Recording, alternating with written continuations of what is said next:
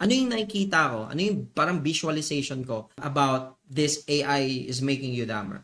So basically what will happen is, for example, I'm gonna have a graph like this. Okay? So, sabihin natin dito sa part na to, ito yung time. Kasi, usually, di ba, kaya tayo gumagamit ng AI kasi time, mabilis siya, no? And then, dito sa part na to, lagay natin yung learnings. Okay? Learnings and skills. Okay?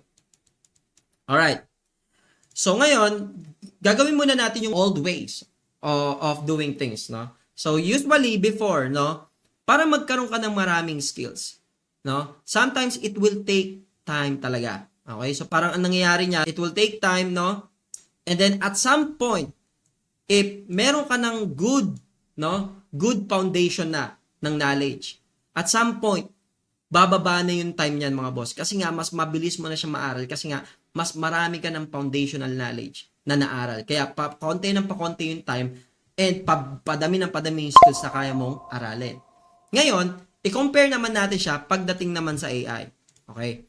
Pagkadating sa AI, what happened basically, we only focusing on the time.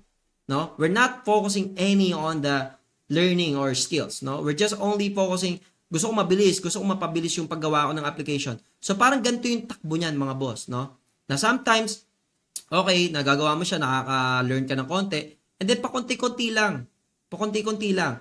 And then sometimes tumataas yung time niyan mga boss. Kasi nga, like what I said, no, si AI nakabase siya sa context and sa mga data, no? So when it comes complex, no, when it becomes complex mga boss, is patagal ng patagal na yung pag-output ng AI or konti na yung reliable na binibigay sa iyo na output ng AI. Kaya ngayon nagde-debug ka. So tumataas yung time.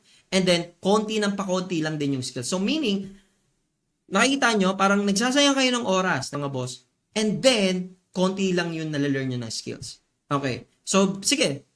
Gawa tayo ng isa pa. Isa pang scenario, no?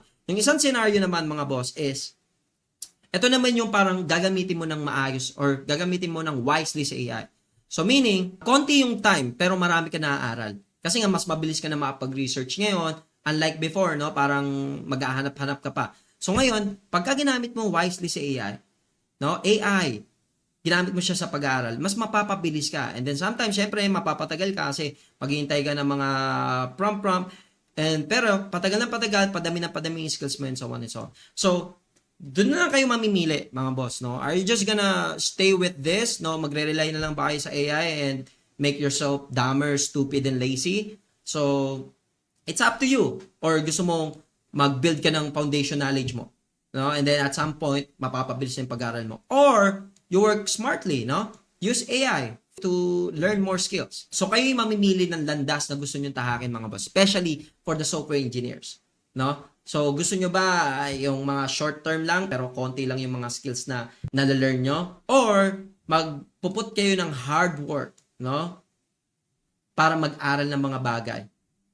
So, it's up to you, mga boss. So, yun lang yung nakikita ko dito sa part ng AI is really making you dumber. And it's actually happening, no? I also experienced that in some of my working with other people, no?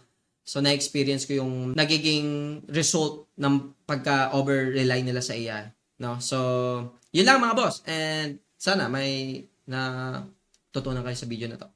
Bye-bye.